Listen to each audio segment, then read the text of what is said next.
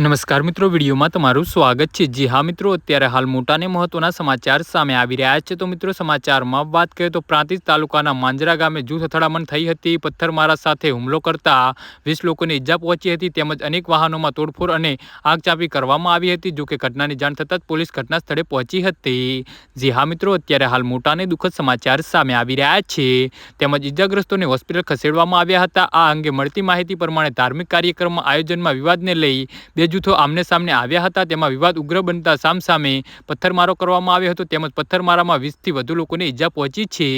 જી હા મિત્રો, અત્યારે હાલ મોટા અને દુઃખદ સમાચાર સામે આવી રહ્યા છે, જ્યારે 26 કાર, 51 બાઇક, 2 ટેમ્પોને નુકસાન પહોંચ્યું છે, જેમાં 4 મિની ટેમ્પો, 3 ટ્રેક્ટર, 10 મકાનને પણ નુકસાન પહોંચાડ્યું હતું। આ અંગે પોલીસે સીસીટીવીના આધારે તપાસ શરૂ કરી છે। જી હા મિત્રો, અત્યારે હાલ મોટા અને મહત્વના સમાચાર સામે આવી રહ્યા છે।